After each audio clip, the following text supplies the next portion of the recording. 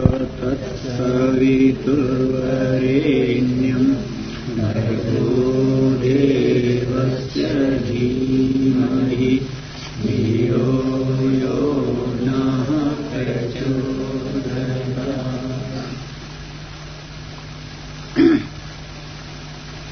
ये जो विषय है स्ट्रेस मैनेजमेंट,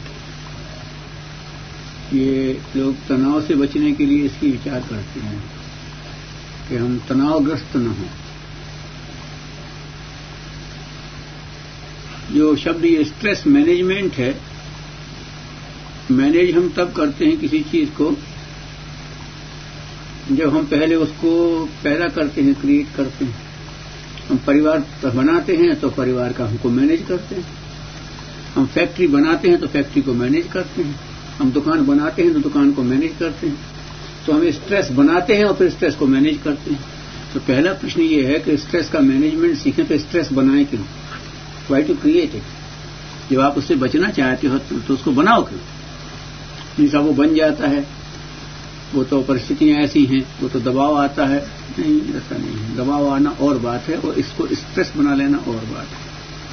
और अगर थोड़ा सा हम दूसरे शब्दों में कहें तो ये भी कह सकते हैं कि ये जो हमें स्ट्रेस में हम आ जाते हैं, क्या हो रहा है दुनिया में। अगर आप घटनाओं का की समीक्षा करें तो आप पाएंगे एक आदमी उन्हीं परिस्थितियों में स्ट्रेस्ड हो जाता है और दूसरा नहीं होता। तो आप कहेंगे क्या बात है? दो बात कह सकते हैं। एक बात ये कह सकते हैं कि उस व्यक्ति जो स्ट्रेस्ड नहीं हुआ उसकी सामर्थ्य ज्यादा है भीतर से, या जो स्ट्रेस्ड हो गया उसके ऊपर पहले से काफी वजन रहे होंगे, एक वजन और बढ़ गया। ये दो बातें हो सकती हैं जिसमें आप कह सकते हैं कि स्ट्रेस्ड हो गया। ठीक, तो आप क्या चाहते हैं? हम ये चाहते हैं कि वो कंडीशन लें कि हमारे पास पहले ही बहुत दबाव थे, हमारे ऊपर और एक दबाव आ गया। तो फिर स्ट्रेस मैनेजमेंट का मतलब होता है कि आप दबाव बांट दीजिए पहले लोगों को, यू डिस्ट्रीब्यूट इट।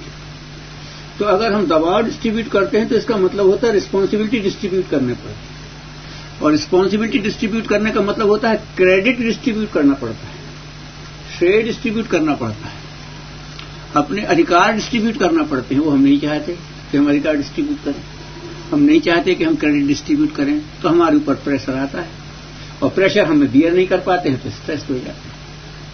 वैसे अगर गणित की भाषा में कहें कि स्ट्रेस बुरा नहीं होता है वहां तक जहां तक आप स्ट्रेन्ड ना हो जाएं। स्ट्रेस अपॉन स्ट्रेन वो होता है चेंज इन शेप। अगर आप स्ट्रेस आप पे आ रहा, कोई दिक्कत नहीं है, हम बियर करने की कैपेसिटी में हम चलेंगे। दिक्कत क्या है?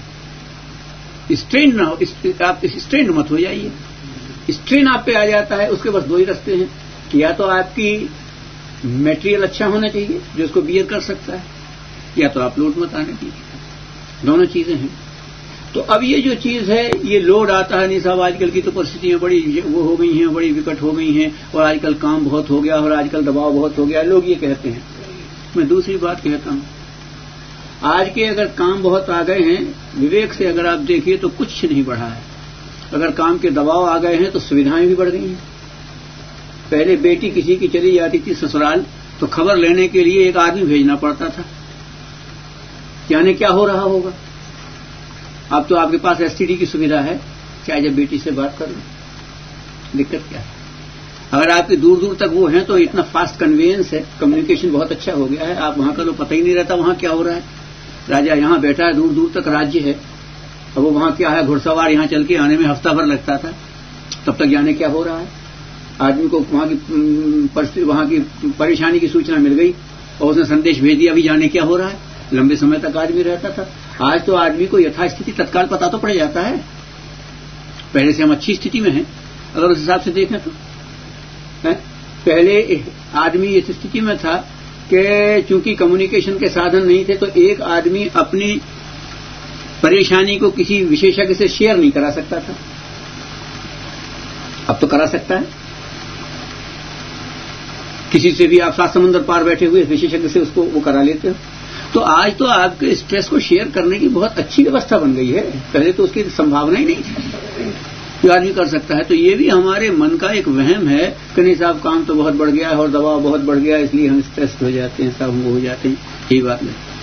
और मैं अब उदाहरण देना शुरू करूं तो समझ में आ जाएगा। योग्यता हमारी और हमारे काम, अगर हम उस हिसाब से देखते हैं तो हम देखते हैं कि गांधी जी से ज्यादा परेशानियों में कोई जी रहा है क्या? स्वतंत्रता आंदोलन के उस समय में यहां से, और जब वहां चले गए थे, कहां, साउथ अफ्रीका, अकेले थे, इतने बड़े उसके अगेंस्ट, उन्होंने इतनी बड़ी सल्तनत के अगेंस्ट कर दिया। वो तो कभी स्ट्रेस नहीं है। कबीर से खराब स्थितियों में कोई जी रहा है क्या? कबीर तो कभी स्ट्रेस नहीं हुआ। स्ट्रेस की उसको स्ट्रेस मैनेजमेंट की उसको तो कभी जरूरत नहीं पड़ी। स्ट्रेस की रैदास को चाणक्य पूरब से पश्चिम तक तक्षशिला से अभियान शुरू करता और मगध में जाके समाप्त करता है। साधन नहीं थे उसके पास। कौन थे? इतना बड़ा ताना बाना पूरे राष्ट्र का बुन रहा था, वो तो स्ट्रेस नहीं हुआ। फिर ये क्या बात?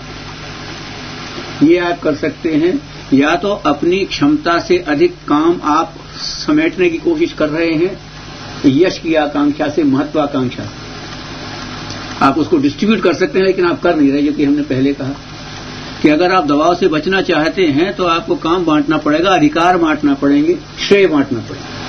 तो जानते हैं कि हमारी सामर्थ्य कम है और आप काम बटोरे जा रहे हैं किसी लोभ में, किसी मोह में, किसी अहंता में, तो स्ट्रेस तो होंगे। या तो फिर आप अपनी सामर्थ्य बढ़ाइए। सामर्थ्य बढ़ा ले जाएंगे तो नहीं होगा।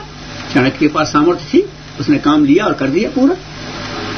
तो हम अपनी या तो सामर्थ्य से अधिक किसी कारणवश काम समेटते हैं, या तो हम काम के अनुरूप सामर्थ्य विकसित नहीं करते। बहुत सीधी सीधी बात है। आप स्ट्रेंथ क्यों हो जाते हैं? जब आपने उसे इनवाइट किया था, आपने किसी व्यक्ति को बुलाया, आपने शादी की, आपने बच्चा पैदा किया, आपने फैक्ट्री लगाई, आपने इनवाइट किया, you created it, you should accept it. फिर आप उसमें ट्रेंड हो जाते हैं। इसका मतलब है that is denied from your own responsibilities. आप अपनी स्वयं की आवश्यकताओं को, चुनौतियों को स्वीकार नहीं कर पा रहे जो आपने की। It is wrong estimation with you. आपने अपने को एस्टिमेट नहीं किया, आप अपने को डेवलप नहीं कर पाए। दोनों में से कुछ भी बात है। अगर आपने अपने आप को एस्टिमेट किया था तो आप वर्क नहीं बढ़ाते, वर्क को बढ़ाया था तो आपको अपने आप को डेवलप करना चाहिए। When you can develop the work, develop yourself also, develop your circuit as well. फिर एक बात और होती है, आप ये कह सकते हैं कि नहीं साहब, बात ये सर्किट तो डेवलप किया, लेकिन सर्किट में लोग अपने अपने ढंग के हैं, स्वार्थी हैं, हमको ही वो करते हैं, इस सारे में उसी को छेद करते हैं, एंड सो आप तमाम बातें कह सकते हैं कि पहले विश्वास पात्र आदमी होते, उस पर विश्वास पे आदमी छोड़ सकता था, उसमें ये कर सकता था। ठीक, हमने मान लिया। ये भी हमारे परेशानी का एक मुख्य कारण हो गया है कि हम काम बढ़ाना चाहते हैं लेकिन व्यक्ति बनाना नहीं चाहते। हमने काम बनाने का स्किल सीखा, लेकिन हमने व्यक्ति बनाने का स्किल नहीं सीखा। हम पूरा जीवन जी रहे हैं, हम अपनी सुविधाएं बटोर रहे हैं, लेकिन हमने पत्नी कैसी होनी चाहिए इस पर कभी विचार नहीं किया, और वैसी पत्नी बनती कैसे इस पर कभी विचार नहीं किया। हम चाहते हैं कि पत्नी ऐसी हो, हमने बेटा कैसे बनता है और बेटा कैसा होना चाहिए इस पर कभी विचार नहीं किया। हम चाहते हैं कि बेटा ऐसा हो, हमने अपने पड़ोसी को कभी वैसा बनाने की कोशिश नहीं की। हम चाहते हैं कि हमारा पड़ोसी ऐसा हो, हमने अपने सबऑर्डिनेट को वैसा बनाने की कोशिश नहीं की। हम चाहते हैं हमारा सबऑर्डिनेट ऐसा हो, हमने अपने बॉस को ऐसा बनाने की कोशिश नहीं की। हम चाहते हैं हमारा बॉस ऐसा हो, हम उसके लिए कुछ नहीं करते। हम चाहते हैं कि हमको रोग ना हो, लेकिन हम अपनी आदतें ऐसी बनाते हैं जो रोग को इनवाइट करती हैं, बुलावा देती हैं। अब इसके लिए कौन जिम्मेदार होगा? ये सोसाइटी, आप जो कह सकते हैं कि सोसाइटी खराब हो गई, तो सोसाइटी कौन बनाएगा? आप सोसाइटी के लिए इंडस्ट्रीज बढ़ा रहे हैं, आप सोसाइटीज के लिए रिस्पॉन्सिबिलिटीज बढ़ा रहे हैं, और जिस सोसाइटी के लिए बढ़ा रहे हैं उस सोसाइटी को आप क्यों नहीं बना रहे? ये प्रश्न कौन है? हमने ये सोच लिया कि हम तो अपने स्वार्थ के लिए अपनी दुकान और अपनी फैक्ट्री बढ़ा लेंगे, दुनिया जाए भाड़ में, तो दुनिया चली गई अपने ढंग से। अब उसी दुनिया में से आपको आदमी सेलेक्ट करना है। अब आपको आदमी नहीं मिलते क्योंकि आपने उस रिस्पॉन्सिबिलिटी को माना नहीं, उसको डिनाई किया है, और पीढ़ियों से डिनाई करते चले आ रहे हैं कि जब हमको कोई एक अच्छी जिंदगी जीना है तो हमें अपने आसपास अच्छे आदमी चाहिए, और अच्छे आदमी बनते हैं तो अच्छे उदाहरण से बनते हैं, और अच्छा उदाहरण आप और कोई न रख सकें, अपना तो रख सकते हैं। आप ये भी कह सकते हैं इस मामले में कि साहब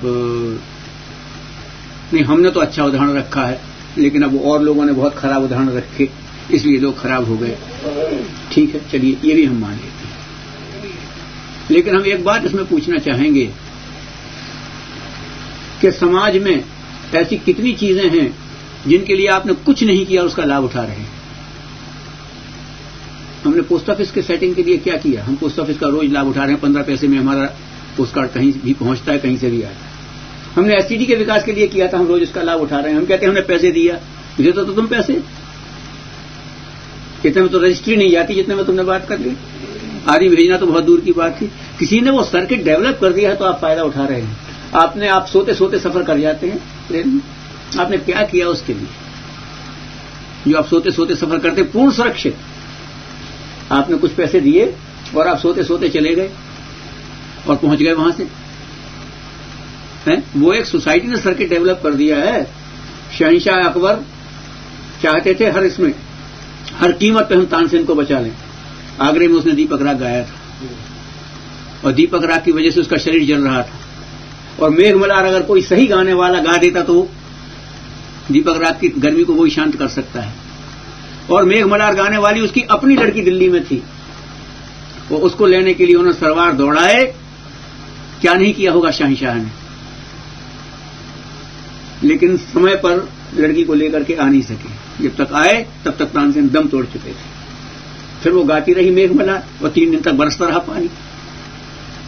उससे क्या हो जाएगा? तो ये सोसाइटी ने कोई सर्किट बना लिया है, इसलिए अगर उस समय होता तब हेलीकॉप्टर भेज देते वो कहीं है? ये आपकी ताज एक्सप्रेस से बैठ करके सुबह से जाकर के शाम को लौट आता आदमी लेकर के नहीं। एसटीडी घुमा देते और वहां से तत्काल लड़की चल दे के तीसरे चौथे घंटे वहां हो जाती कि नहीं। तो वो चीजें अकबर को, शहंशाह अकबर को उपलब्ध नहीं थी, आज आपको उपलब्ध हैं। उसके लिए हमने कुछ नहीं किया। तो समाज की ढेरों चीजों का हम फायदा उठा रहे हैं जिसके लिए हमने कुछ नहीं किया। तो समाज की कुछ भूलों को भी हमें सहना पड़ेगा। यहां भी एक डिनायल है। हर सुविधा के लिए हम एक्सेप्टेंस ले रहे हैं, तो जो समाज से भूलें हुई हैं उसको बियर कौन करेगा?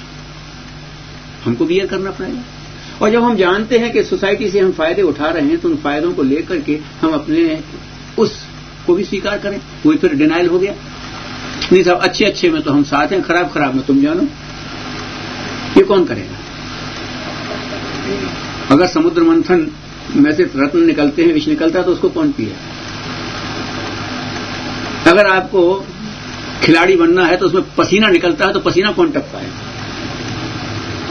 अगर बच्चे को आपको अच्छा पढ़ाना है तो उसकी फीस कौन देगा?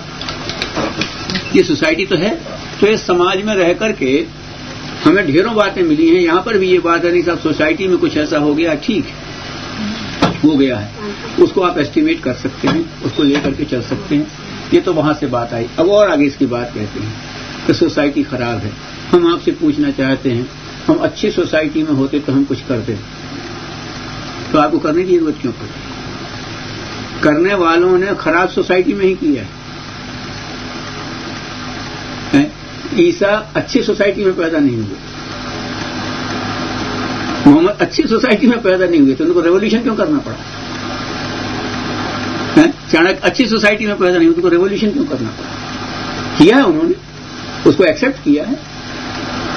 तो ये जो है सोसाइटी में अगर गड़बड़ है फिर भी हम अपने लिए ठीक चल सकते हैं। नहीं साहब उसमें तो वो तो बहुत बड़े आदमी थे, हम तो छोटे आदमी हैं। यहां मैं आपसे कहना ठीक है, वो बहुत बड़े आदमी थे, उन्होंने पूरे समाज में रेवोल्यूशन कर दिया। आप छोटे आदमी हैं, लेकिन आप कितने भी छोटे हों, अपने इस तंत्र के लिए, अपने इस फैक्ट्री के लिए आप सर्वोच्च हैं। आप इसमें एक रेवोल्यूशन कर सकते हैं। इसमें अगर रेवोल्यूशन कर लें अपनी काया में, अपनी पर्सनैलिटी में, तो आप हमारे अंदर एक चीज पैदा हो सकती है। हर अनड्यू को हम रिजेक्ट कर सकते हैं और हम ड्यू को सिलेक्ट कर सकते हैं। इस समय में हमने अपनी power of selectivity, power of discrimination, इसको क्यों नहीं डेवलप किया? हम क्या चीज लें, क्या नहीं लें, कैसे संबंध रखें, क्या नहीं रखें, संपत्ति हम किस कीमत पर लें, किस कीमत पर हम संपत्ति को डिनाई कर दें, यश हम किस कीमत पर लें, किस कीमत पर हम डिनाई कर दें। हम तो हर कीमत पे यश चाहते हैं, हर कीमत में वो चाहते हैं, तो ठीक है स्ट्रेस भी लो। लेकिन अगर हम चाहें तो बड़ी आसानी से कह सकते हैं, बहुत आसानी से कह सकते हैं कि हमको ये नहीं चाहिए, खत्म बात, हम तो इसमें मस्त रहेंगे, हम संतुष्ट रहना नहीं जानते। फिर एक बात और बताते हैं आपसे, मनुष्य के अंदर वो क्षमता है, मनुष्य उसका उपयोग नहीं करता। कौन सी क्षमता है? वो क्षमता ये है कि मनुष्य अपने आप को कर्ता और भोक्ता के रूप में देखता है, लेकिन वो वास्तव में अपना दृष्टा और नियंता भी है, वो ऑब्जर्वर भी है, वो सुपरवाइजर भी है, और वो स्वयं अपना निदेशक डायरेक्टर भी है। वो भूल जाते हैं। हम सिर्फ अपने आप को सफरर, भोक्ता या वर्कर, कर्ता और भोक्ता के रूप में देखते हैं।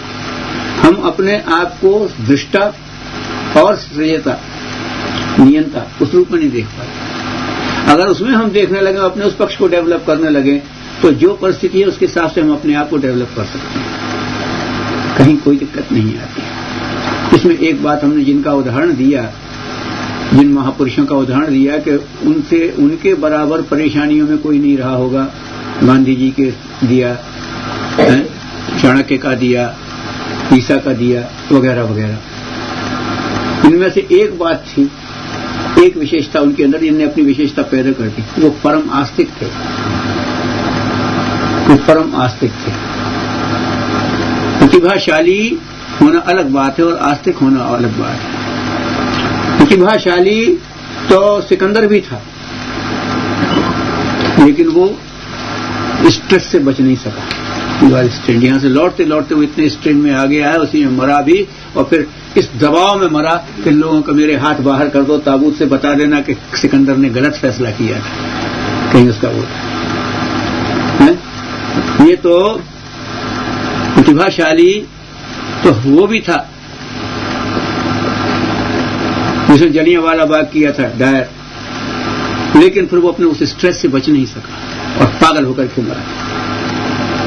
आदमी अपने कर्म को देखता है और देख करके भी नहीं देखता। बात सबसे बड़ी ये है कि जो हम कहते हैं every individual is potentially divine, हम कहते हैं और हम बड़े खुश होते हैं, और इस बात को धर्म ही नहीं कहता, अध्यात्म ही नहीं कहता, विज्ञान भी कहता है, दर्शन भी कहता है, फिलोसफी, साइकोलॉजी सब कहते हैं। Every individual is potentially divine. ठीक है, डिविनिटी तो आदमी को स्वर्गीय सुख देने के लिए स्ट्रेस कहां से आ गया? हमारे अंदर हम पोटेंशियली डिवाइन हैं, तो हमने अपने उस पोटेंशियल, डिवाइन पोटेंशियल को क्यों नहीं विकसित किया? अगर हम डिवाइन पोटेंशियल को विकसित कर लेते तो हम तो पॉजिटिव होकर के जी रहे होते, हम तो लोगों का स्ट्रेस बटा रहे होते। हम स्ट्रेस्ड हो क्यों जाते हैं? लोगों ने ये किया है, जिनका हमने नाम लिया, मोहम्मद साहब, ईसा, बुद्ध, वो कहते थे तेरे पास बहुत वजन है, तेरे मन पे आ, अपना वजन हल्का कर जा, अपना वजन मुझे दे जा, हल्का जीवन मुझसे ले जा। वो हर एक से यही कहते थे, ला अपना वजन मुझे दे जा, ले मुझसे हल्का जीवन ले जा। तो तुम तो अगर डिविनिटी डेवलप की होती तो तुम तो आज स्ट्रेस शेयर कर रहे होते लोगों का, तो तुम स्ट्रेंड हो गए, स्ट्रेस को कर रहे हो। तो क्यों नहीं अपने अंदर की डिविनिटी डेवलप की? पहला प्रश्न ये। वो कहीं आस्तिक थे। हम अपने अहंता में, हम अपने मोह में, तीन कहे हैं ना, तीनेष्णा, वासना, तृष्णा, अहंता। हम अपनी महत्वाकांक्षाओं के लिए रॉन्ग एस्टिमेट करते हुए उसमें इंडल्ज हो जाते हैं। तुम्हें तो चाहिए, किसी को देख ही नहीं रहे कि क्या है।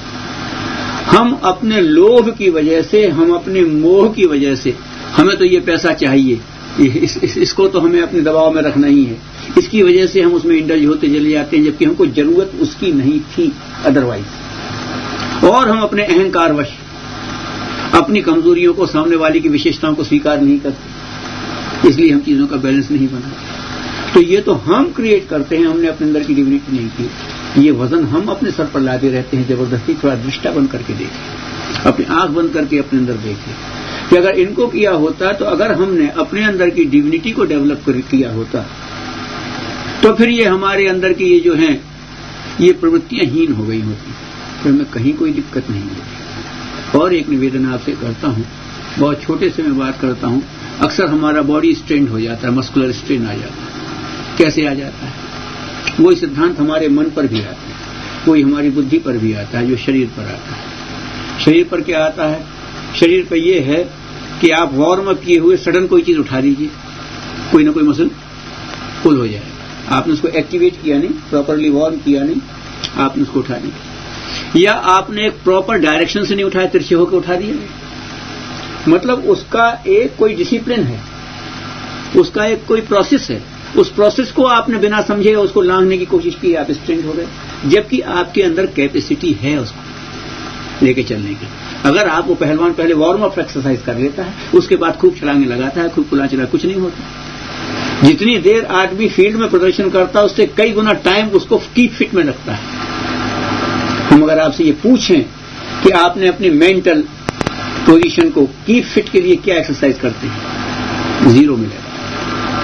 आप कहते हैं वर्क करते ही वो एक्सरसाइज, वर्क अलग होता है, प्ले स्किल अलग होती है, और कीप फिट का स्टेमिना अलग होता है। टू क्रिएट दी स्टेमिना और आपने सारे लिम्स को कीप फिट करना, ये बिल्कुल अलग होता है। तो साधना, जीवन साधना नाम की चीज तो हमारे जीवनों से गायब हो चुकी है।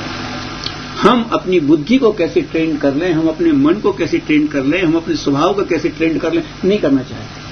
हम तो जो चाहें और वो होते जाना चाहिए। हम शरीर के मामले में ये लेकर के चल रहे हैं कि अगर हमें ये खेल खेलना है तो हमें अपने आप को इस तरह से भीतर से डेवलप करना चाहिए, अगर ये करना है तो हमें यूं करना चाहिए। तो आपने mental development according to skill तो आपने सोच लिया। टेक्नोलॉजी खेलने में आदमी को एक स्पोर्ट्समैन स्पिरिट, एक स्किल और एक stamina, spirit, skill and stamina, तीन चीजें आपको चाहिए। अगर तीनों में से भी आप एक मिस करते हैं, गड़बड़ हो जाएगा। अगर आपके पास स्किल है, स्टेमिना नहीं है, आप थक जाएंगे, you will be strain somewhere. और अगर आपके पास स्किल नहीं है, आप स्टेमिना में दौड़ेंगे, बिगड़ जगह होगा, कहीं गिरेंगे, टूटे, कुछ न कुछ गड़बड़ होगी आपके साथ। और अगर आपका स्पिरिट नहीं है तो आपको जगह जगह फाउल होगा, आप कहीं ना कहीं वो होंगे गड़बड़। स्पोर्ट्समैन स्पिरिट ही नहीं है आपको, उसमें से वो प्लेजर मिलने वाला नहीं है जो कि खिलाड़ी का अधिकार होता है, जिसके लिए आदमी खेलता है। आप उसका फायदा नहीं उठा पा रहे।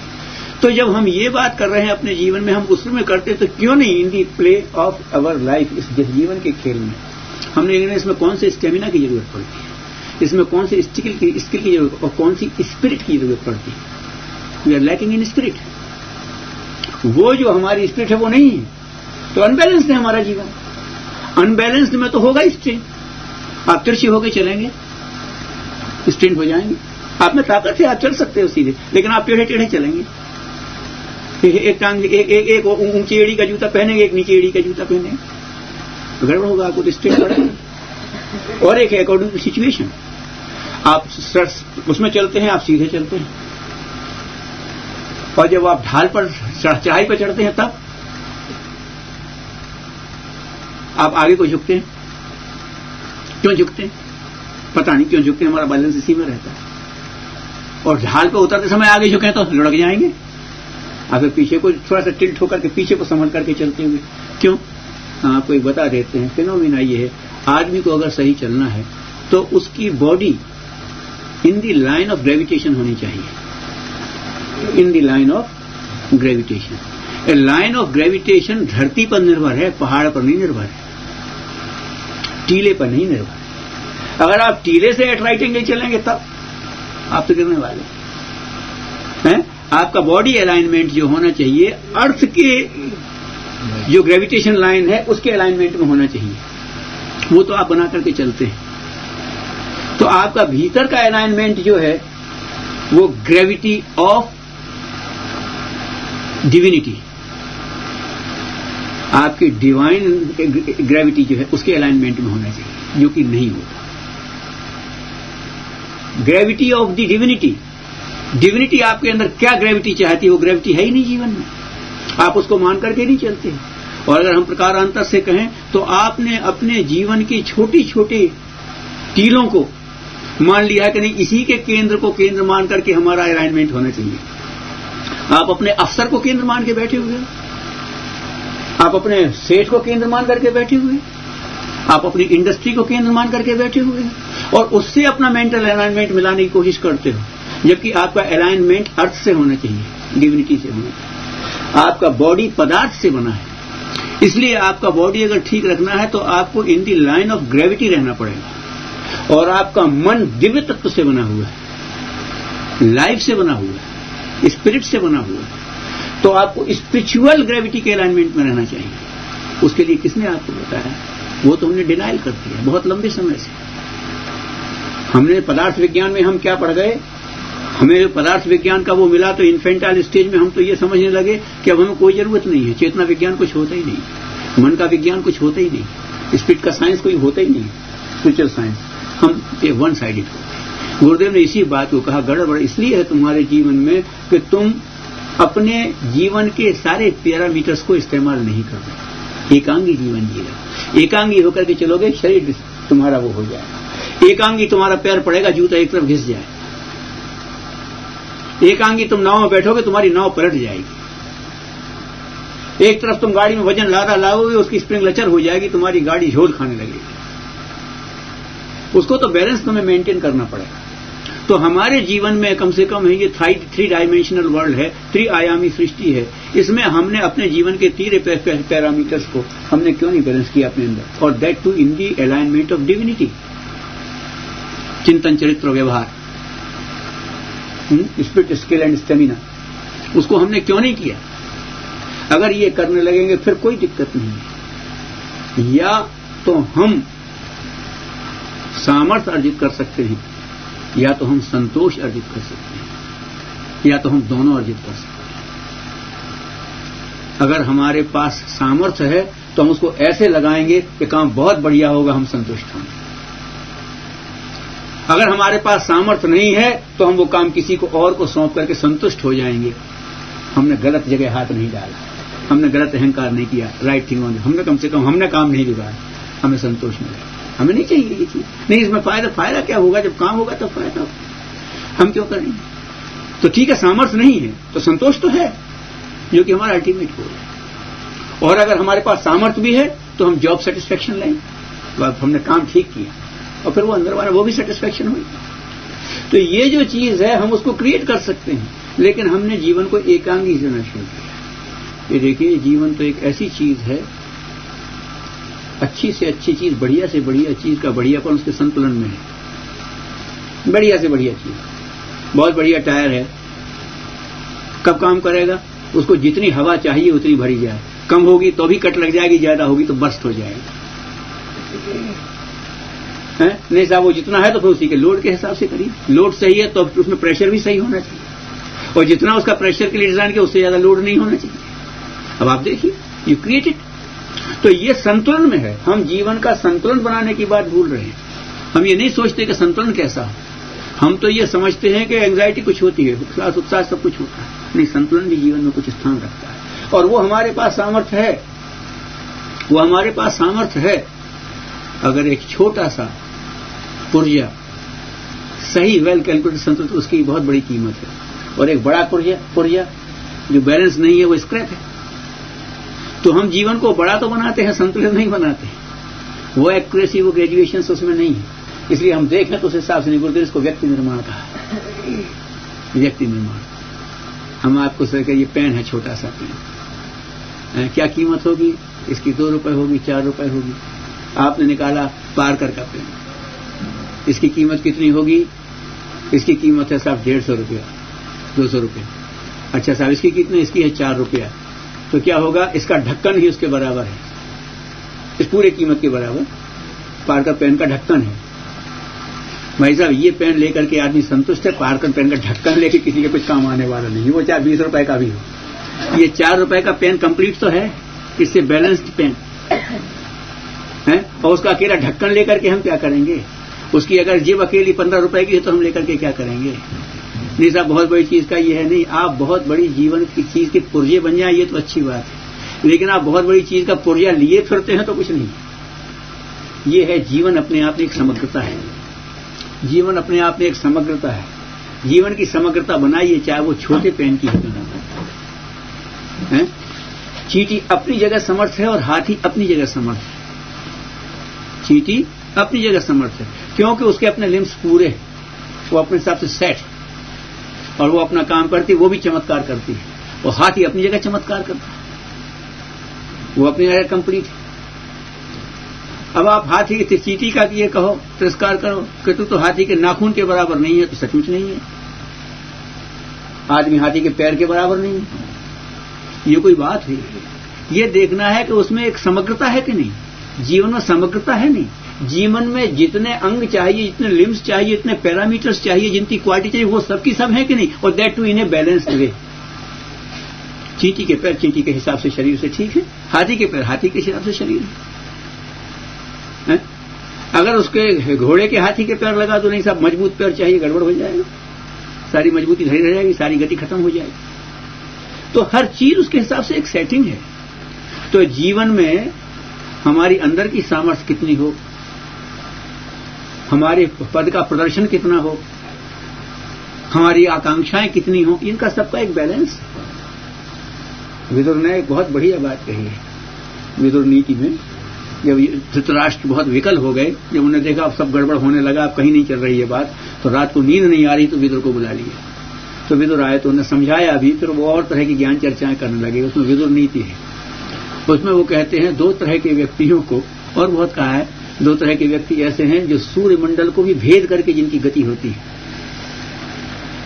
उन्होंने कहा एक तो वो जो अपना क्षात्र धर्म की रक्षा करते हुए वीर गति को प्राप्त होता है, मतलब किसी की सुरक्षा करते हुए उसने कुर्बान कर दिया, सौर मंडल को भी भेद करके उसकी गति होती। तो ये 2 जो व्यक्ति हैं, उन्होंने कहा है कि ये सौर मंडल को भेद गया। तो यह दूसरी बात जो मैं कहने वाला था कि 2 व्यक्तियों को उन्होंने कहा कि इनके गले में भारी पत्थर बांध करके इनको समुद्र में फेंक देना चाहिए।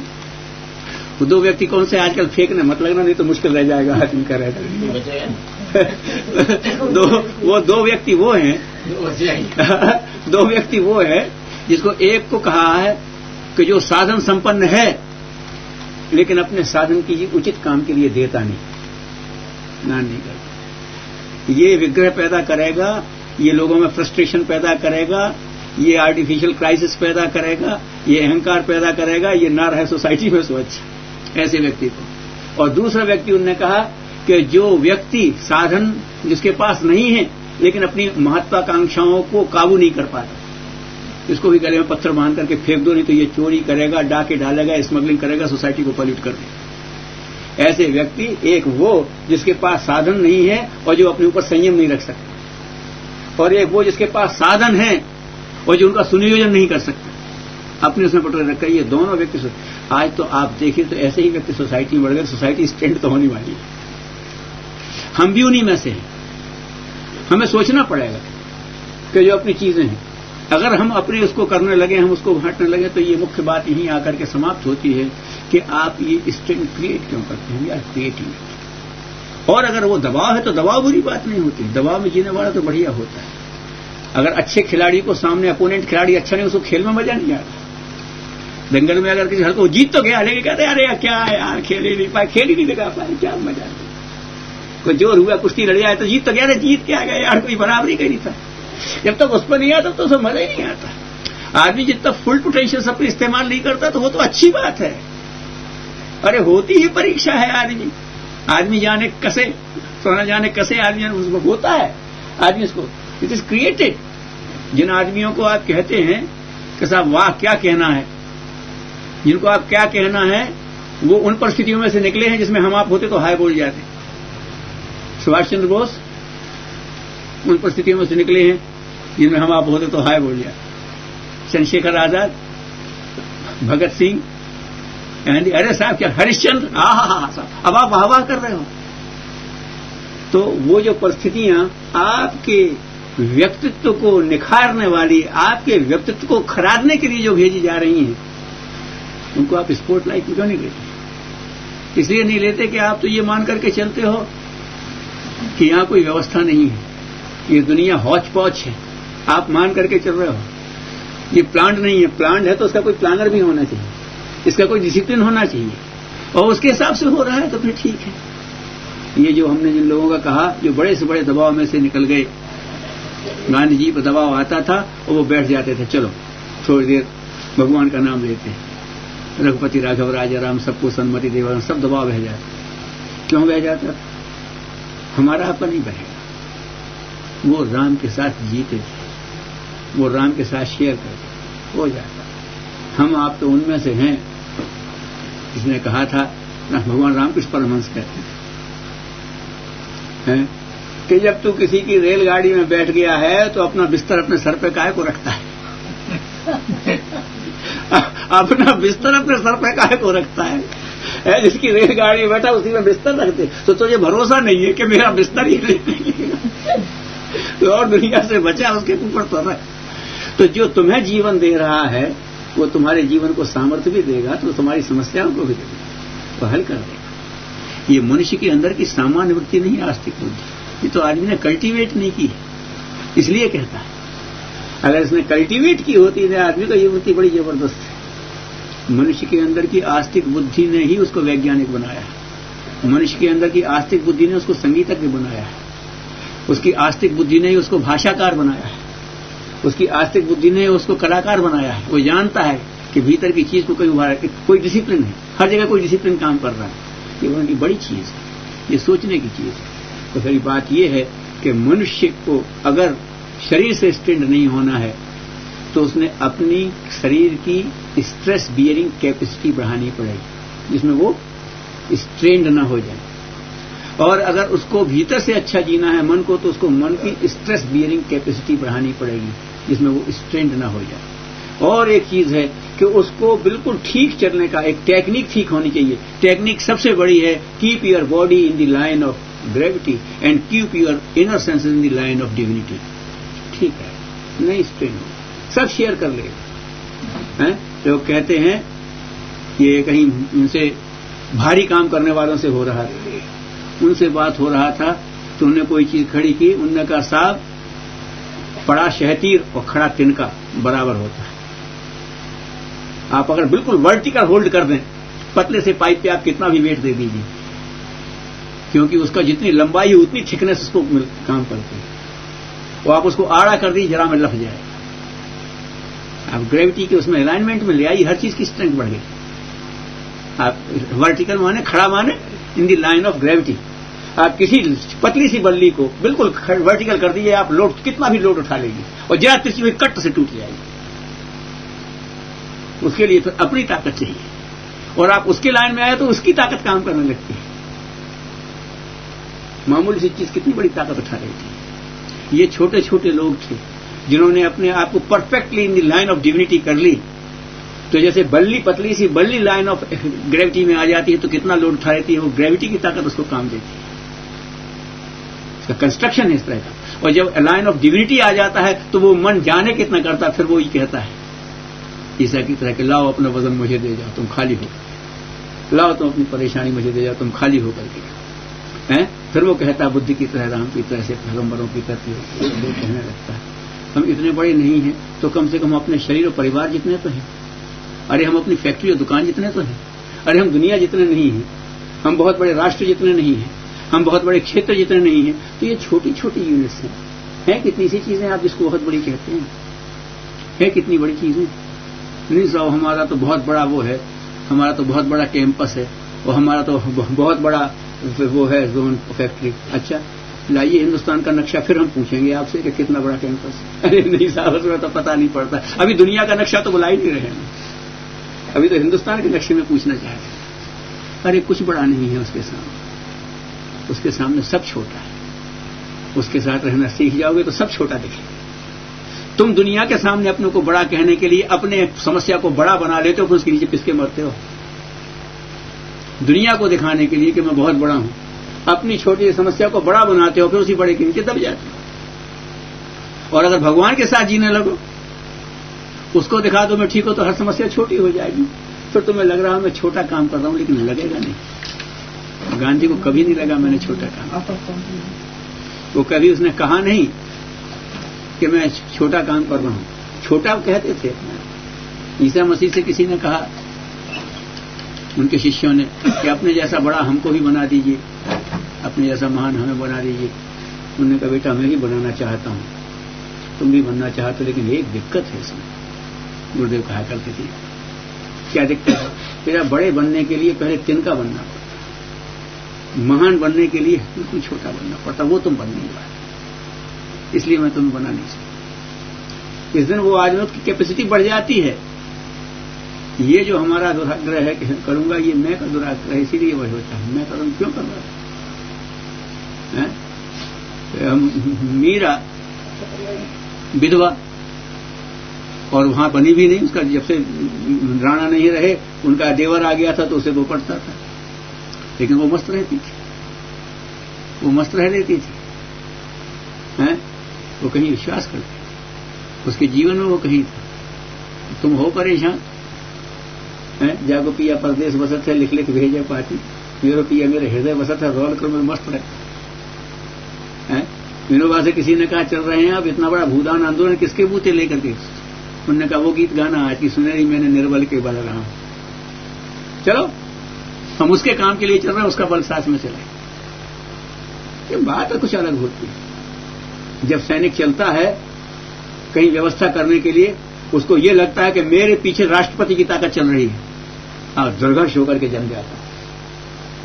और अगर वो बहरूपिया है कि खाली कपड़े पहने हैं तो जानता है कोई मारेगा तो कोई पूछने भी नहीं आने वाला, तो उसकी हिम्मत नहीं पड़ती।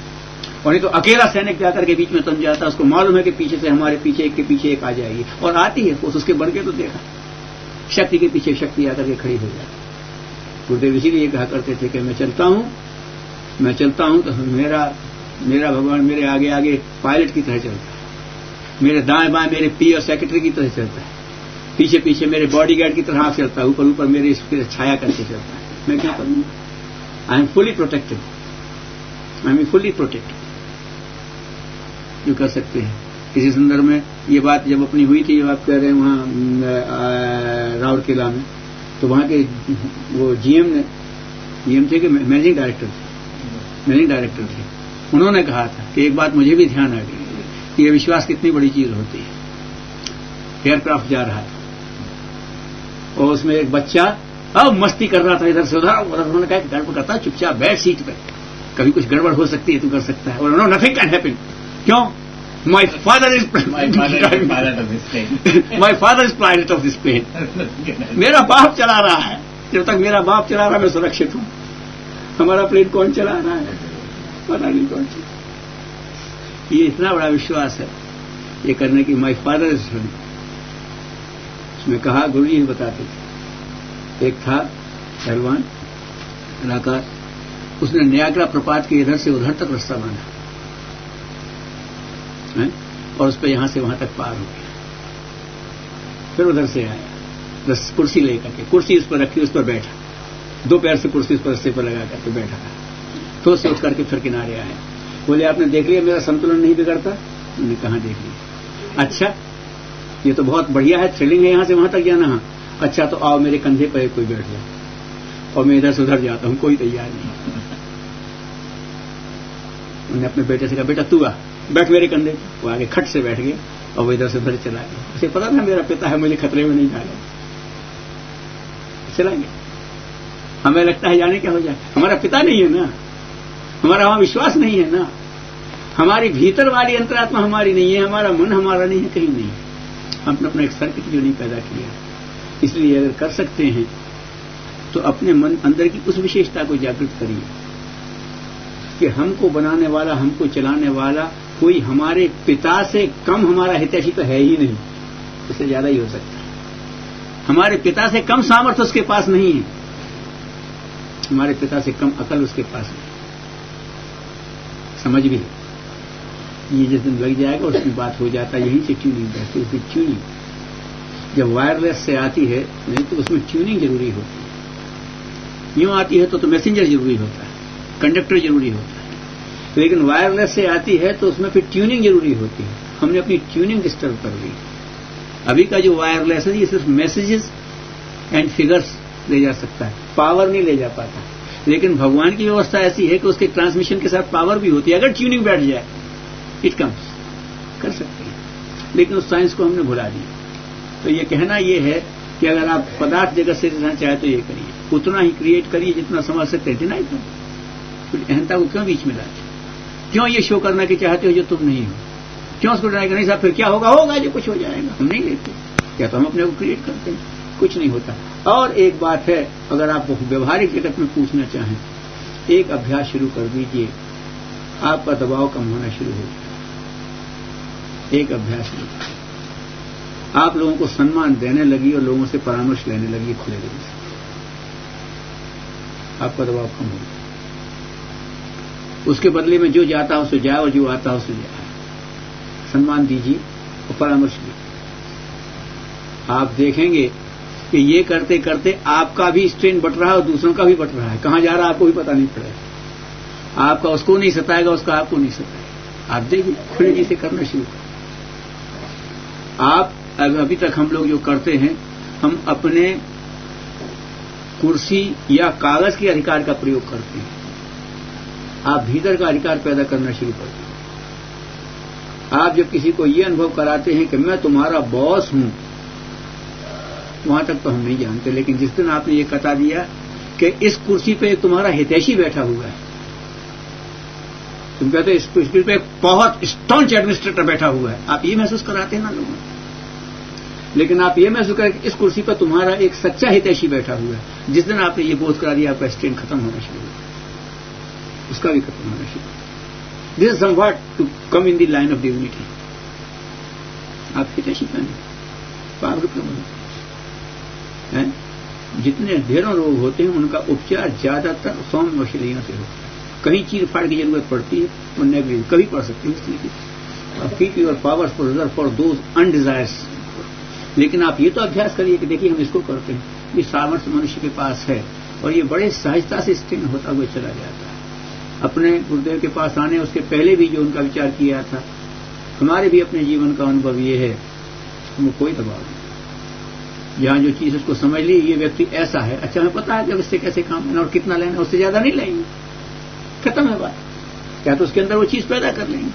इस पर कितना विश्वास करना कितना नहीं करना, अब हमारे पास ज्यादा काम है तो हम कह देंगे भाई अब इतना हमारे पास विश्वास पात्र आदमी नहीं होती तो नहीं लगेगी, या तो क्रिएट करेंगे, कोई दिक्कत नहीं होती, आता नहीं है। और उसमें बात होती है। और एक बात मैं आपसे और कह देता हूं इसके संदर्भ में, विश्व के जितने भी महापुरुष हुए हैं और मामलों में उनकी मान्यता अलग हो सकती है, लेकिन एक बात में वो सब एक थे कि मनुष्य के अंदर वो शक्ति है कि उसके हृदय से की हुई प्रार्थना खाली नहीं जाती। और भी जितने पवित्र व्यक्ति उनके और उनके रिचुअल्स में तो अंतर हो सकता है, लेकिन एक बात है कि मनुष्य की प्रार्थना की शक्ति बड़ी जबरदस्त है। अगर यही हम प्रयोग करने लगे, हम रोज खाली होकर के भगवान से प्रार्थना करें और वो कहेगा भगवान हम और हमारे आसपास के लोगों को दबाव से मुक्त रखें, करके देखिए, हम और हमारे आसपास के लोग, और दबाव से मुक्त रखना, काम उतना देना जितनी सामर्थ्य हो, और जितना काम आ जाए उतनी सामर्थ्य दे देना, या तो जितनी सामर्थ्य उतना काम देना। तो प्रभु हम तो तुम्हारे बन करके काम करना चाहते हैं, करो आप कार्य। देखो भीतर से वो चीज जागृत होना शुरू होती है। लेकिन हम जानते हैं जब इसकी बात आएगी तो आप कह देंगे बहुत बिजी है, हमारे पास 10 मिनट भी नहीं है, और सब काम के लिए निकल आएगा समय है, गप से और क्लब से और टेलीविजन से लेकर के और खेल तक के लिए वो सब कुछ हो जाता है। लेकिन आराम से बैठ के अपने दोस्त के साथ एक चाय पीने जितना समय अपने सजयता के पास बैठ करके प्रार्थना करने के लिए निकलना मुश्किल हो जाता है। ये भी तो एक कठिनाई है। अब ये देखने की है कि हम क्या कर सकते हैं। लेकिन ये पदार्थ जगत से अगर उससे देखते हैं, यूं करिए, इसके मन को करिए, इसमें ये होता, हम आपसे बहुत कर दें, उसको कहते हैं जब आदमी के अंदर हीनता आती है तो उसको रस्ट आउट सिंड्रोम कहते हैं। इसको आध्यात्मिक भाषा में बोलते लो ब्लड प्रेशर कहते हैं। आदमी में अवसाद आता है, ये रस्ट आउट है, आदमी इतना जीर्ण हो गया भीतर से जो उत्साह नहीं। एक बर्स्ट आउट सिंड्रोम होता है, आदमी फूटा पड़ता है भीतर से, ये हाई ब्लड प्रेशर है। दोनों खराब, हाई ब्लड प्रेशर भी खराब है, लो ब्लड प्रेशर भी खराब। अपने भीतर का वो हो करना पड़ेगा। क्यों इतने आप क्यों तो आप फूटे पड़ते हो, क्यों तो आप कसते जाते हैं? उसका कारण यही है कि वो कहीं बैलेंसिंग नहीं है, कहीं बैलेंसिंग नहीं है, थॉट्स में बैलेंसिंग नहीं है, डाइट में बैलेंसिंग नहीं है, खाया और विकार निकाला उसमें बैलेंसिंग नहीं है, खाया आपने खूब की और पचाया नहीं, कोलेस्ट्रॉल जम गया, नाड़ियां पतली हो गई तो उसमें से प्रेशर बढ़ गया। कहीं ना कहीं कुछ ना कुछ है। ये आपके सिस्टम है, इट्स ए कंप्लीट सिस्टम। जैसे शरीर का एक सिस्टम है वैसे जीवन का भी एक सिस्टम है। और आज तो चिकित्सा विज्ञान भी कहने लगा है कि disease mostly they are psychosomatic. अगर साइको ठीक करा, साइकेट्रिस्ट रखे जाने लगे तो आप क्यों किसी पे जाते हैं? अगर साइको की बात कहते हैं तो अपने इसमें एनसाइक्लोपीडिया में लिखा साइको माने साइंस ऑफ सोल, साइकोलॉजी माने साइंस ऑफ सोल होता है, तो साइंस ऑफ स्पिरिट है। आप उस स्पिरिट को, उस साइंस को क्यों डिनाई कर रहे हैं? Don't deny it, don't deny it. Science of physics, science of thought and science of soul, ये तीनों चाहिए आपको। वो जब होगी, इन तीनों को अगर आप बैलेंस करने की कोशिश करेंगी, आपकी संवेदना, आपकी विचारना, आपकी क्रिया, इसको आप बैलेंस करने की कोशिश करेंगे, यत् कथनम यत् चिंतनम तत्प्रबोधनम, जो हम कर रहे हैं, मनुष्य एकम वचस एकम कर्म शेकम महात्मा, बस ठीक है, आप बैलेंस कर लीजिए, कोई दबाव नहीं है। जिस तरह से भीतर होता है करिए। वो कहीं नहीं साहब कहीं वो चलना पड़ती है और हमको वो करना पड़ती है साहब, हमको तो ये करना पड़ती नहीं। आप लोभवश करते हैं वो अलग बात, देने के लिए करते हैं तो उसमें भी आपको डिप्लोमेसी में भी दबाव नहीं पड़ता। नहीं साहब उसमें तो पड़ जाता है, हमें तो करनी पड़ती नहीं। जब आप लोभवश करते हैं तब पड़ता है। और देवता बन के आप डिप्लोमेसी करते हैं तो कोई दबाव नहीं पड़ता। आप अपने बच्चे को रोज बहलाते हैं डिप्लोमेसी से, वो गलत बात के लिए जिद करता है और आप नहीं नहीं ऐसा नहीं बेटा हम यूं कर देंगे, वो विचार की बात तो समझेगा नहीं। आप डिप्लोमेसी करते हैं और बच्चा मान जाता है और आप खुश होते हैं। और जिस दिन बच्चा को पता पड़ता है कि हमारे पिता ने कितनी समझदारी से हमको गलती से बचा लिया था, उस दिन वो आपका प्रशंसक बनता है। आज जब देवता बन के डिप्लोमेसी करते हैं तो कोई दबाव नहीं। जब आप हीन बनकर के, स्वार्थी बनकर डिप्लोमेसी करते तब, जब आप भीतर से जब भीतर आपके प्यार फूटता तब आप प्यार दिखाते हैं तो संतोष होता है। और जब आपके बिना प्यार का प्रदर्शन करते हैं तो ढंग हो जाता है, तमाशा बन जाता है। क्रिएट भीतर से पैदा, जो बात बाहर को पड़े तो शुक्र करिए। तो ये जो है कि हमारे अंदर का ये जो स्ट्रेन जो आता है, ये हमारे जीवन का असंतुलन है। ये हमारे अपने ही क्रिएशन को नकारना है। यू क्रिएट डोंट डिनाई, इसको स्वीकार करो। ये हमारे अंदर की जो हमने अपनी चुनौती हमें जीवन की स्वीकार, उसको हम नहीं ले पाते, या तो जीवन के अनुदानों का पूरा उपयोग नहीं कर पाते हैं, तो यह कहीं हमारी ही कमी है। और अगर इसको हम ठीक से सेट करें तो ज्यादा नहीं चाहिए। अगर इसके लिए आप एक अच्छा भावना का इनपुट देना शुरू कर दें 10 मिनट रोज, और एक अच्छे विचार का इनपुट देना शुरू कर दें रात को सोने के पहले, जागते ही एक अच्छा भावना का इनपुट। नहीं नहाने धोने को मिलता कोई बात नहीं, धो करके बैठ जाइए, एक अच्छी भावना का इनपुट जिस रूप में आप अपने क्रिएटर को मानते हो। मुझे कहिए कि हमको एक अच्छी भावना चाहिए, सर्वे भवन्तु सुखिनः कैसे, धियो यो न प्रचोदयात् जैसी एक अच्छी भावना भीतर से जगह। अभी तो हम जबान से कह रहे हैं, लेकिन अब भाई तुम्हारे भीतर से एक अच्छी भावना दे दो, ठीक है चले जाओ, उस भावना को सोचते रहो। शाम को आओ, किसी अच्छे विचारक से कहो कि आज ये भावना उठ रही थी, इसको क्रियान्वित कैसे करना। एक अच्छा विचार दे दो, किसी एक अच्छे विचारक से एक विचार लो, वो विचार लिए बगैर सो मत, और ये अच्छी भावना जागृत के लिए बगैर निकलो मत। अभी तो हो बैलेंस हो जाए, कुछ ज्यादा नहीं था। जब आप अभ्यास शुरू कर देते हैं, एक स्पिरिट और एक स्किल का स्टेमिना भी बनने लगता है। आप एक स्पिरिट और एक स्किल के लिए जब अभ्यास शुरू करेंगे, स्टेमिना हैज टू कम, आपके साथ आ जाएगा। स्पिरिट है आपकी भावना, स्किल है आपकी विचारना, स्टेमिना आ जाएगी। बस ये कर लीजिए सवेरे से, और उसके साथ आप उसको जोड़ दे सकते हैं उपासना और उससे। लेकिन ये अगर यहां जाकर कह दिया जाए तो समझता हूं बात पूरी होती है। तो ऐसे करके कि आदमी अपने जीवन को संतुलित ढंग से जिए और पूरे पोटेंशियल्स को इस्तेमाल करे, बैलेंस ढंग से उनको इस्तेमाल करे, तो सिस्टम समाप्त हो सकता है, कोई प्रॉब्लम नहीं। पहले भी लोगों को नहीं हुई, आज भी नहीं होनी चाहिए। ये मेडिकल साइंस में नींद न आने के लिए एकमात्र दवा है कि उनको नशे की दवा दी जाए। आध्यात्मिक नींद न आने वाला जो टेंशन है या टेंशन की वजह से, इसके लिए क्या उपचार है? नींद न आने के लिए देखिए, नींद न आए उसको क्या करें? हाँ नींद आए, हाँ एक मोटी बात है, नींद आदमी की एक आवश्यकता है, ठीक है। भूख आदमी की एक आवश्यकता है। भूख कब लगती है? भूख कब लगती है? सही स्थिति में तो शरीर को आवश्यकता है, शरीर को आवश्यकता है, भीतर से बॉडी डिमांड करता है तो भूख लग जाती है। बॉडी डिमांड तब करता है जब श्रम होता है, फ्यूल बर्न होता है बॉडी में, तो उसको जरूरत पड़ती है और वो लेता है। और यही कंडीशन है नींद की। नींद भी डिमांड है। जब भीतर से हमारे वो जो काम करने वाले अवयव हैं वो रेस्ट की डिमांड करते हैं तो नींद आने लगती है। ठीक है ना? वही दोनों के पीछे कर्म है। कर्म की ही फलित भूख है और कर्म की ही डिमांड नींद है। अगर कर्म आप ठीक से कर रहे हैं तो ये दोनों लगनी चाहिए। लेकिन कभी स्थिति आ जाती है कि आप काम कर रहे हैं और आपको भूख नहीं लग रही है ना? तो कब हो जाता है? कोई आपने बड़ा दुख का समाचार सुन लिया या किसी आप बहुत खुशी में भूले कर रहे हैं। ठीक है, उसका मतलब ये है कि शरीर के तंत्र से आपका चेतनात्मक लगाव कहीं दूर हो गया, तो वो शरीर की आवश्यकता को इस समय एक्सेप्ट ही नहीं कर रहा है, रियलाइज ही नहीं कर रहा है। इस स्थिति में आदमी को भूख भी नहीं लगती और इसी स्थिति में नींद भी नहीं लगती। आपका शरीर विश्राम मांग रहा है लेकिन आपका मन कहीं बहुत ज्यादा उलझा हुआ है।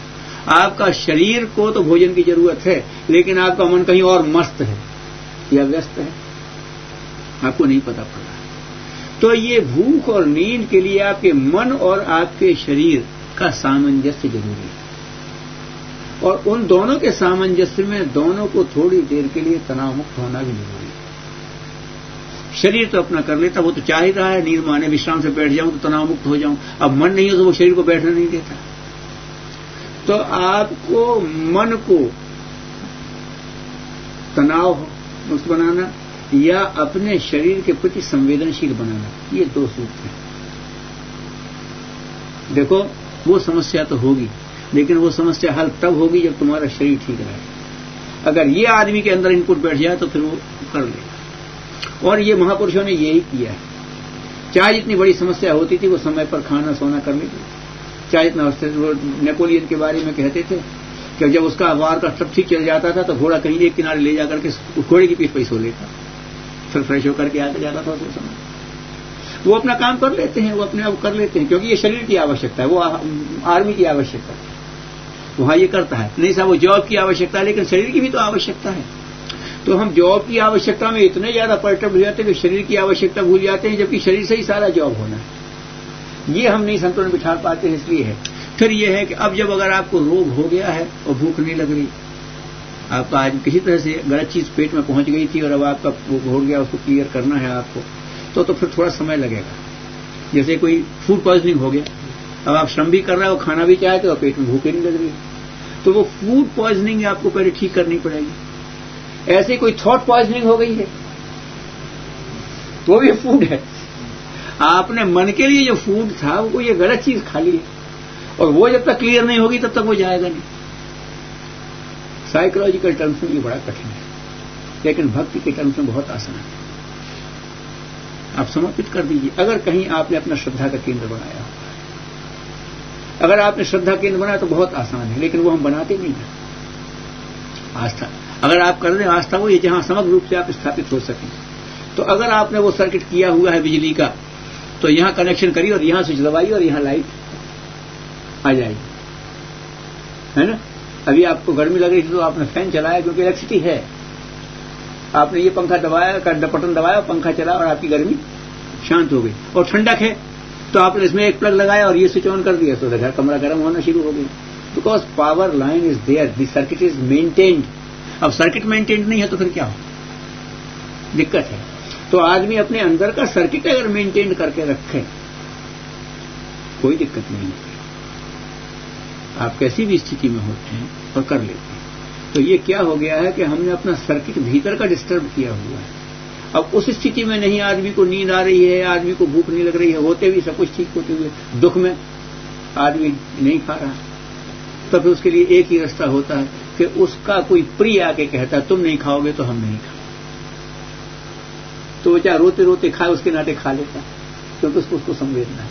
तो वह इतनी संवेदना अपने शरीर से नहीं हो सकती, अपने व्यक्तित्व से नहीं हो सकती कि ये हमारा सबसे प्यारा साथी है, इससे बड़ा हमारा कोई हेल्पर नहीं है, इससे हमारा कोई सपोर्टर बढ़िया नहीं है। हमें इसका तो बेचारे का ख्याल रखना, और इसके लिए खाते। गुरुदेव कहते थे मैं अपने शरीर को बहुत प्यार करता हूं, क्योंकि मेरे बॉस ने कह दिया कि तुझे यूं रहना, तो इसने उसी में सहमत रहा, हमेशा हमारे साथ सहमत रहा। ये इससे बढ़िया तो कोऑर्डिनेटर कोई नहीं है, इससे तो सहयोगी नहीं है। ये हो जाए तो फिर आदमी उसके लिए करे, ये भाव रहेगा तो उसके लिए सो भी जाए। अगर आदमी को लगता है बेटे के लिए कि अच्छा ठीक है, अगर माँ को ये पता पड़ जाए कि इसका पिता बेटे के पास बैठा हुआ है, तो 3 देर वो जाकर के सो जाएगी और फिर आ जाएगी फ्रेश होकर के, नहीं तो पिता स्टैंड होगा। अगर उसको ये समझ में आ जाए कि मैं बीमार हो गई तो पिता के ऊपर दो पड़ेगा, तो वो अपने विश्राम का कर लेगी इंसान। वैसे भाषण दोगे तो नहीं करेगी, लेकिन संवेदना से कर लेगी, तो मनुष्य विश्राम भी कर सकता है उसके अंदर कि ठीक है, अच्छा ऐसा करते हैं कि अब ये जो समस्या है ये अपने भगवान को सौंपते हैं, खाली हो गए, बस कोई विश्राम हो गया। अगर वो आता है आपको सर्किट करना, तो भावनात्मक स्तर पर बहुत आसान है। और अगर आप यूं स्किल साइकोलॉजी पर लेके हैं तो फिर बड़ा कठिन है। फिर आप किसी साइकेट्रिस्ट के पास जाइए, फिर आप वो करिए, फिर एक ऐसा एटमॉस्फेयर में ले जाइए, फिर आप कहीं उसको ऐसी जगह ले जाइए जहां उसका मन बदले और वो हो जाए। फिर आपको ये भी प्रपोज कर सकता है कि आप थोड़ा सा पैग लगा लो, गम गलत करने के लिए। हम कहीं गम गलत हो या न हो, हम तो गलत हो ही जाते हैं। ये आदमी को सुझाव दे सकता है, ये बड़ा कठिन है। तो मेरा कहना है कि ये सुझाव आदमी वो उस हालत में, तो उस स्किल के वर्ल्ड स्किल में तो वो कठिन है, क्योंकि आपने अपने अंदर रोग पाल लिया है। लेकिन भावनात्मक स्तर पर, अगर आप चेतनात्मक स्तर पर अगर आपने सर्किट बना रखा है, तो फिर जरा सी देर में क्लियर हो सकता है, वो हो जाता है। और वैसे जो सहज उसमें कहते हैं वो उसके ऊपर है। लोग कहते हैं कि नींद नहीं आ रही है, आप लेट जाइए, शरीर का शिथिलीकरण करिए, मन को ढीला छोड़िए, लेकिन हम मन ढीला नहीं छोड़ सकते जब तक आप किसी के प्रति समर्पित नहीं। You can't. अच्छा, फिर उसमें लोग कहते हैं श्वास पर ध्यान दीजिए, ओम बोलिए। मंत्र का भी प्रभाव होता है, लेकिन वो तो मन के संयोग से होता है। अब मन के संयोग का आपको अभ्यास चुटकियों में होगा। वो जबलपुर के डॉक्टर किया हुआ, उन्होंने उसको किया, आर शर्मा ने किया है उसके ऊपर, और उन्होंने ये पाया है हार्ट का नहीं, ब्लड प्रेशर पर भी करने किया है, नींद पर भी। मैंने डॉक्टर साहब से कहा था आपको बहुत ज्यादा आप बढ़ा लो डाइट तो लेकर, हम घटा के दिखाते हैं। तो नहीं, वो तो आप करिए। मैं ये कह रहा हूं कि उसमें दूसरी बात होगी। मैं तो ये कह रहा हूं कि उस तरह से करिए। तो उसने क्या किया है कि वो इफेक्ट करता है। क्यों करता है? वो उसके साथ ज्यादा इफेक्ट कर जाएगा। जिसको मन को कहीं रमाने का अभ्यास है तो कर ले जाएगा, और जिनको मन को रंगाने का अभ्यास ही नहीं है तो उसको दिक्कत हो सकती है। तो ये अगर वो बात बनती है, वो वहां काम आ जाती है, आपको जरूरत भी नहीं पड़ेगी उसकी, उस सिचुएशन पे आप जाएंगे भी नहीं। तो ये जो है कि वैसे लेट करके अगर आप उसमें करें और अपने आप को शांत करने की कोशिश करें, लेकिन ये तो एक स्किल है, वो स्किल तो आपने कभी डेवलप की नहीं की। फिर तो ये है कि कोई आपको ऐसा आदमी मिल जाए जो आपकी साइकोलॉजी को स्टडी करके और आपको किसी तरह से कोई चीज भुला दे, हो जाता है।